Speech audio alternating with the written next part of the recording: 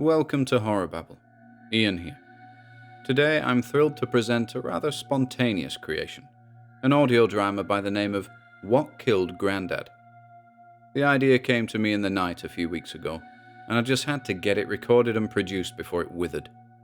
Presented as a series of audio logs, What Killed Grandad tells the story of Nigel Curwen, a man desperate to figure out just what it was that put a premature end to his grandfather's life. You might want to pop your headphones on for this one, ladies and gents. This special is dedicated to our Cthulhu and Yellow Level Horror Babblers on Patreon, the names of which can be found in the video description below. We thank you for your continued support, folks, and for helping us name the protagonist in this one. And without further ado,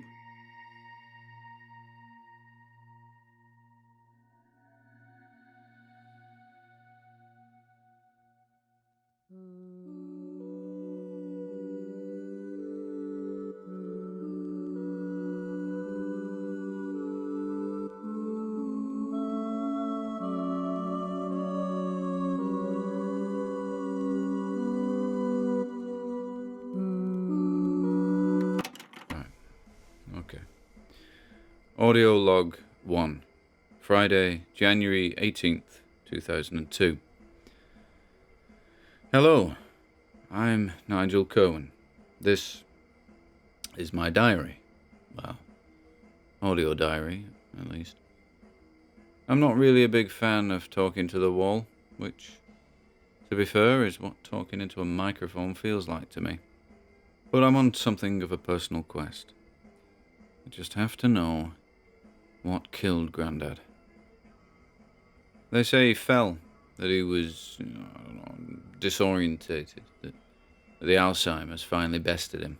Well, I'm not so sure. When I found him last month, I used to pop round twice a week, work permitting. He was lying face down on the bedroom floor. I have to admit it looked like he'd fallen, stumbled coming out of the bathroom or something. On the way down, he'd hit his head on the corner of the bedside table, which had knocked him out, or, which is probably more likely, killed him instantly. All I know is that there was a lot of blood on the floor, his head, his hands. It was bloody everywhere. And there was a weird smell in the room, an eggy sort of smell, kind of like the smell of a spent match, but a little sweeter, perhaps. I couldn't trace the source of it.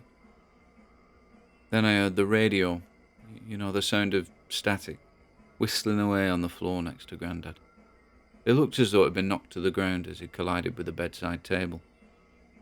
Anyway, I called an ambulance and waited in the kitchen for them to arrive.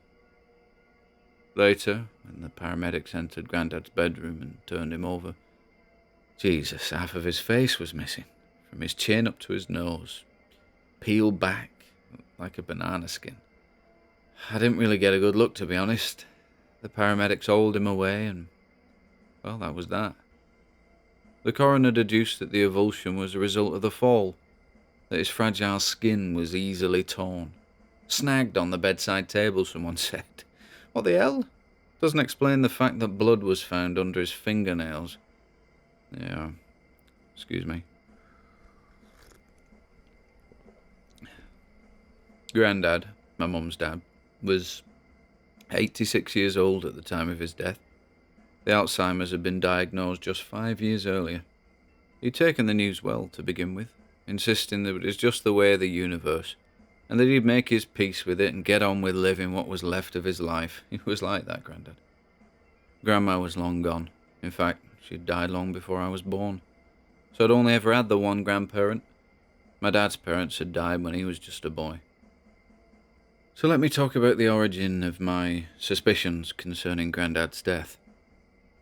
In those final years, as that debilitating disease took hold of him, Grandad lost touch with the present. Mentally, he regressed by years, it seemed, almost every day. He saw electrical items around the house as foreign objects, gadgets beyond his comprehension. And as a result, thanks to a lifetime of tinkering, he was an engineer in his working years, He developed the habit of disassembling certain things in a futile effort to figure them out. Every week you'd find him in the presence of something he pulled apart.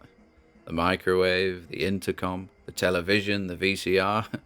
If he could get his hands on it, he'd break it down, piece by piece. Trouble was, obviously, he hadn't a clue how to put any of it back together. I swear to God, every last piece of equipment he owned went the way of Humpty Dumpty before the end. However, in the case of the radio that had been lying next to him on the floor, he'd evidently taken it apart and managed, of a fashion, to put it back together again. I say of a fashion, because its outer casing was still missing, and I couldn't be sure that all of its electrical components were accounted for. But he must have done a decent enough job for it to be droning away next to his corpse like that. To describe the radio, it was a simple 3-band radio/tape recorder, about the size of your average shoebox, for lack of a better comparison. The main elements were intact: antenna, tuner, tape deck, speaker. But here's where it gets weird. I couldn't shake the idea that perhaps Grandad hadn't fallen at all, that instead he deliberately flung himself towards the bedside table, scrambling to switch that radio off for some reason or other.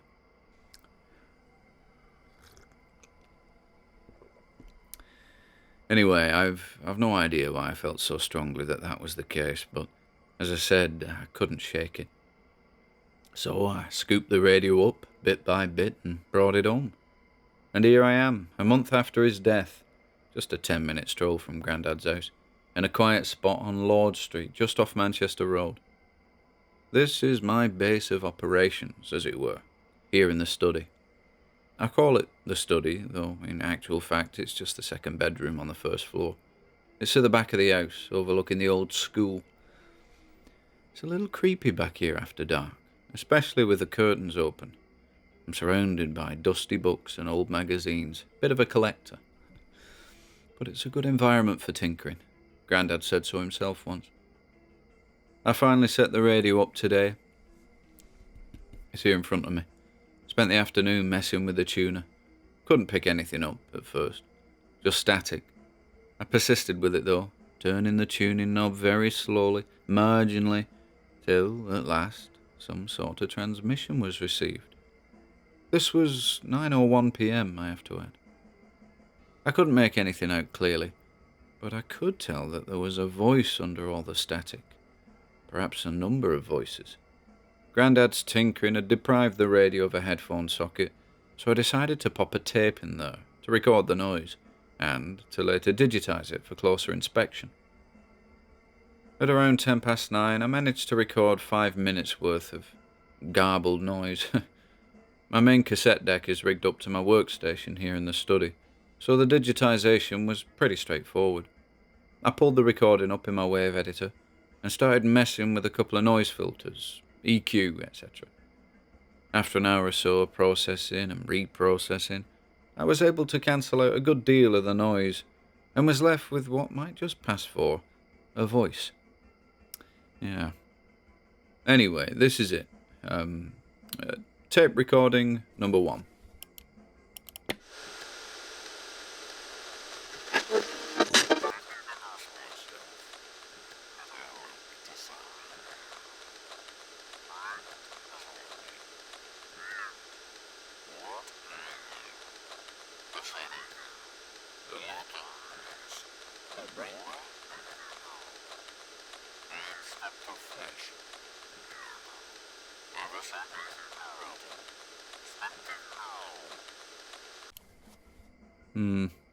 Not much to work with, is there? The radio isn't digital, so it's hard to say precisely what frequency I'd landed on in order to receive the transmission. However, what I can say is that the voice I recorded carried on jabbering for another 20 minutes or so after I stopped recording. During those 20 minutes, by way of comparison, I tried to match the frequency on the 2 digital radios I have here at home, somewhere between 99.5 and 100 megahertz FM. But despite my efforts, it seemed that only Grandad's radio was able to receive the transmission. Anyway, I'm going to attempt to refine the signal further. Perhaps I'll receive the same thing again tomorrow. If so, I'll need to improve my recordings somehow. There's something in this, I'm sure of it. Something to do with Grandad's death. Anyway, that's it for tonight. More tomorrow. Nigel out.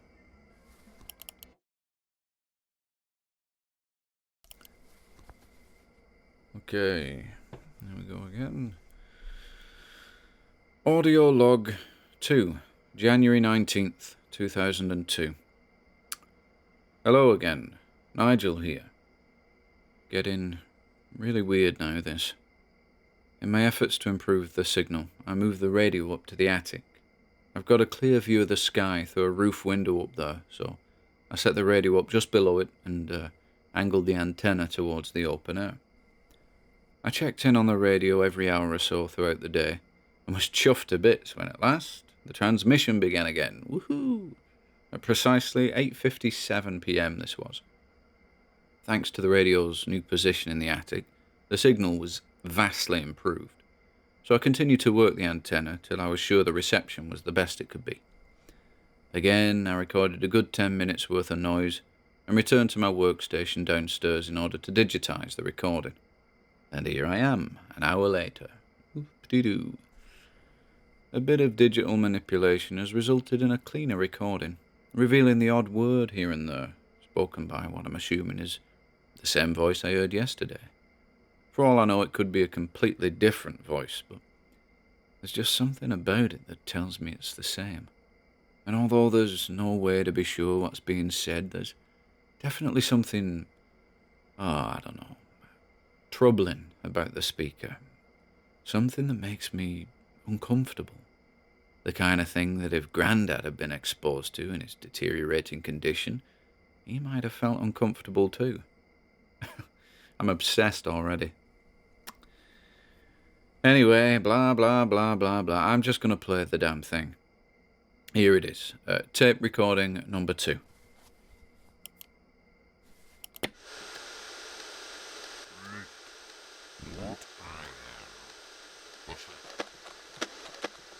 Menace. Bring I am Stec of flesh. Ever so patiently written. Stec of you.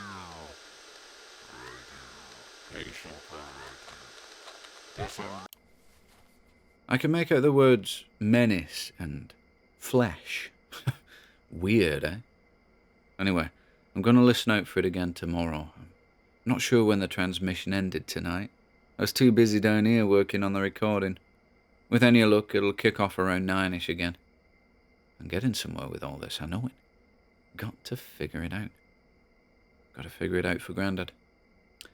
Anyway, Nigel out.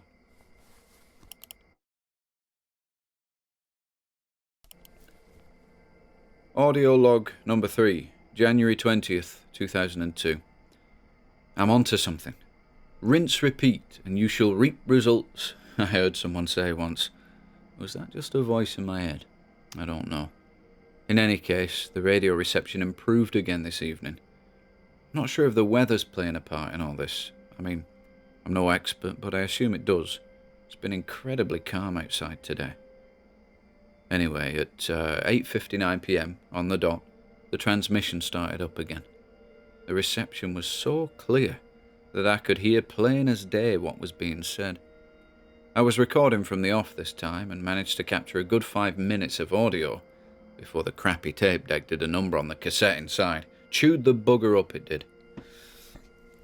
Anyway, I whipped it out and took it downstairs. I missed the end of the transmission, but was able to salvage most of the tape. All the while I was rescuing it, I could hear that voice droning away above me. I think it ceased just after 9:20 p.m. Cassette repaired, I popped it into my reliable deck and digitized it. Ended up with a couple of minutes of audio. The chewed portions of tape were irredeemable. Despite the vast reception improvement, which had resulted in a fairly decent recording, I figured it was still worth trying to improve it on the computer. In situations like this, you can never be sure what else might have been recorded. Hidden sounds and tones only a graphic equalizer can reveal. So here it is, The voice that's beginning to sound to me like it belongs to the nemesis of a superhero in some low-budget fantasy movie. Blimey, it's all very strange, this. Anyway, this is tape recording number 3. To those who listen, those who inquire, those who invite, I need not introduce myself, but I like to say my name. Moot is my name. Moot. Moot I am. The Shadow King, the lurking menace, the bringer of the end. I am stripped of flesh, waiting, ever so patiently waiting. Stripped of being, waiting, patiently waiting. Disembodied, listening, always listening. An invitation I await. An invitation to that place, that darkest of places, the place behind the face. For the face is but a mask, beneath it a space reserved for Moot. I'll feast upon your secrets, bathe in your lies. I'll feed upon your fear, your hate, that which you despise. And when I'm inside, safely within, Moot will come out from beneath. Moot will command, you will obey. I live in the strong, live in the brave, not in the weak, not in the frail. Moot is the way, the hidden one, the keeper of fate. I hear you, listener. I turn to you and say, open the gate.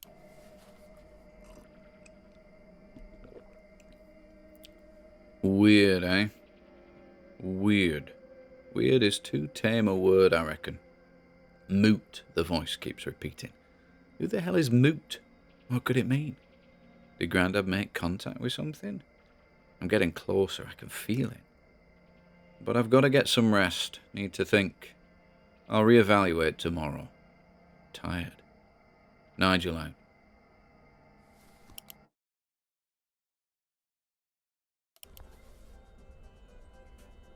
Audio log number 4, January 21st, 2002. Nigel here. It's just after 2 p.m. I went down the library this morning, first time in a long time. Browsed at random. I've no frame of reference, no context. On a whim, I had a word with one of the librarians. Moot, I said. Moot the Shadow King. Moot the Hidden One. Does that mean anything to you? No, was the reply. How helpful's that? Anyway, I must have looked like a lunatic, wandering from shelf to shelf, mumbling to myself, moot, moot, moot, over and over again. Jesus Christ. I wonder what had happened if I looked in the mirror and said it 5 times. Ooh, probably end up with no face. Anyway, it's still early. Better get set up for later. Got a coffee here to finish as well. Anyway, Nigel out.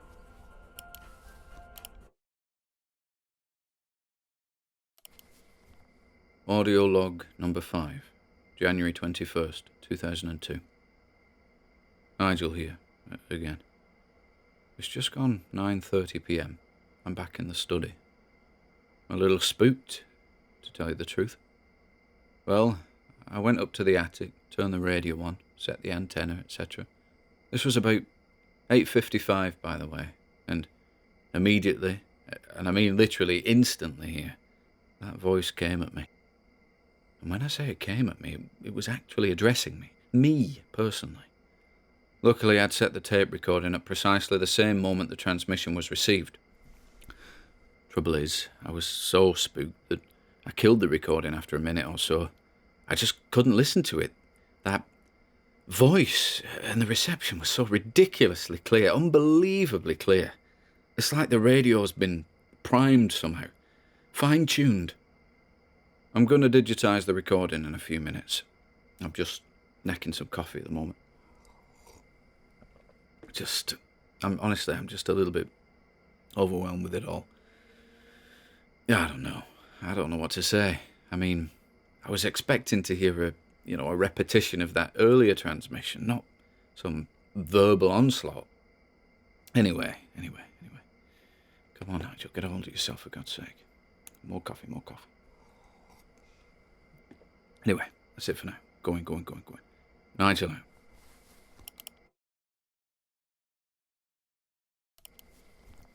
Audio log 6, January 21st, 2002. Okay, it's still Monday, coming up to 10:30 p.m. I have to tell you, listening back to that was pretty unnerving.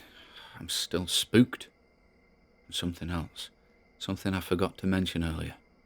As soon as I heard it, the voice, I could smell something eggy, that same sulphur-sweet whiff that surrounded Grandad's body. What's happening here? You'll have to forgive me for rambling. Well, whoever you are listening to this now. Perhaps it's just me listening. That's you, Nigel. That's you. Well, I'd better cut to the chase.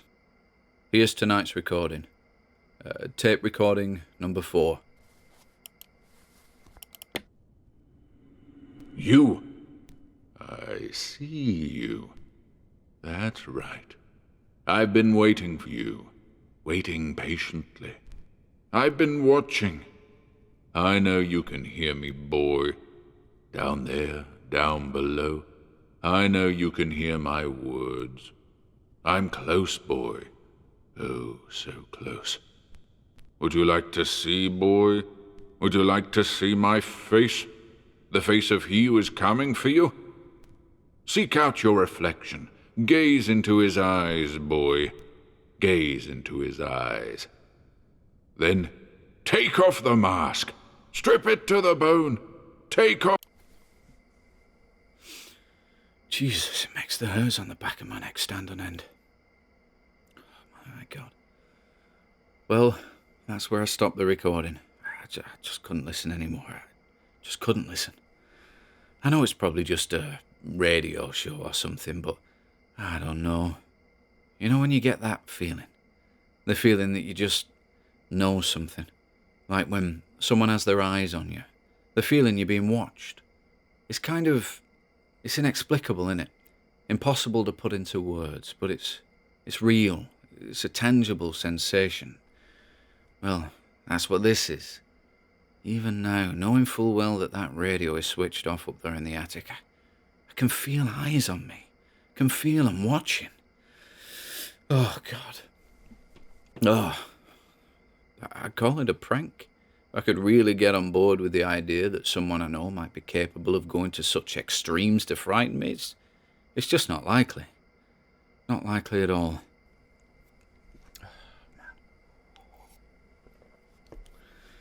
Seek out your reflection, it said. Well, I went to the bathroom 10 minutes ago, caught a glimpse of myself in the mirror, and there was something not right about it. In truth, I felt that my face was just a mask. Weird. That's enough for one night. Nigel out.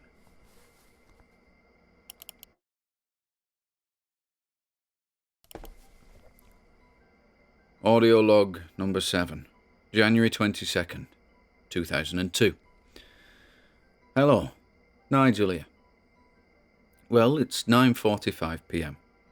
I skipped tonight's transmission. The whole thing has crawled under my skin. I worry about what happened to Grandad, but perhaps I'm tempting a similar fate for myself by pursuing this weird line of inquiry. I'm just your average run-of-the-mill nobody caught up in something beyond my comprehension. I feel like Grandad must have felt in those final years, confused, incapable of rational thought. It's frightening to think how close we are at any one time to losing it, going over the edge. But there's just something about this whole thing that keeps on hammering away at my little head, like something's trying to get in there, or trying to get out, as the case may be. I sent an email to a friend of mine this afternoon, Cody. My circle of friends is pretty small, but if you asked me to identify our ringleader, I'd nominate Cody. He's smart, that one. New scientist subscriber. Where I'd stash pornography, he's hoarding a collection of Omni magazines from 1989. Or 1980, whatever. No offence, Cody. As I was saying, he's smart, well-read. So I broke it all down for him this afternoon. Grandad, the disassembling, reassembling, the radio, the supposed fall that killed him, the transmissions, the voice, Moot, the smell, the weird face in the mirror. I figured he might be able to explain it, or at least to talk some sense into me. Like I said, that guy knows his stuff. And of course, he replied in his own inimitable way, as expected. I'll read the email. Here we go. Nigel, witticism mode engaged. My thoughts are that your grandfather's exploratory pursuits have yielded results hitherto unprecedented on this eosphere. It sounds to me as though Curwen Sr., unwittingly of course, succeeded in establishing for himself a link to something that resides beyond our plane of existence, an occupant of another dimension perhaps. It's entirely possible that said link served as an invitation, prompting the fear-hungry tenant of that distant realm to rush forth across the dimensional border in order to feast upon the flesh of an old codger. That, or to take possession of his body. Witticism mode disengaged. Seriously, what the bleep? Cody. There you have it. And yeah, he actually typed bleep. He thinks he's being funny, but I can't help but think he's being right. That's all for now. Nigel out.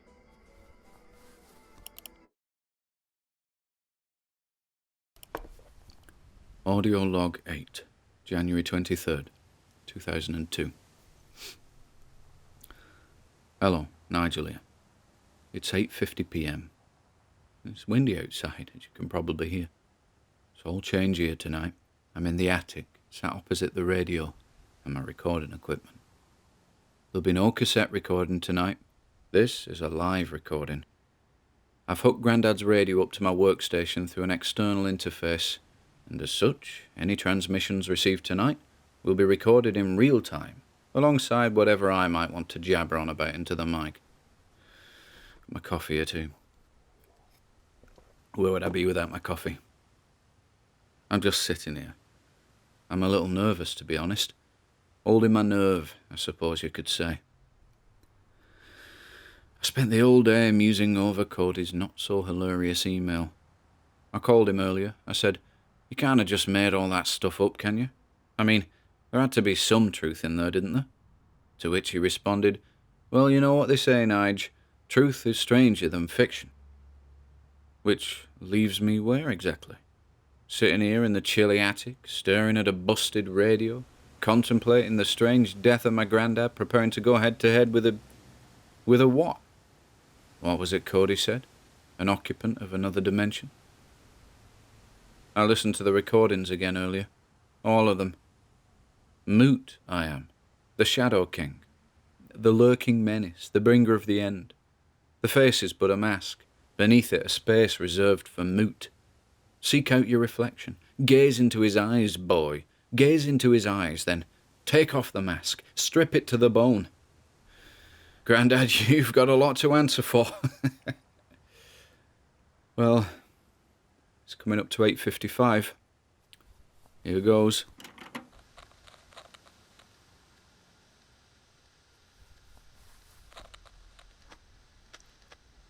I don't appear to be picking anything up. But I have to tell you, that smell. Sulphur, fresh fruit, sweet, sickly sweet. Oh man, what is that? I'm coming for you. Whoa. What is it? I think this is it, ladies and gents. Whatever it is, it's coming for me. It wants me for some reason. And though I've no idea what that reason could be, I think we've finally learned what Killed Grandad. Time to take off this mask.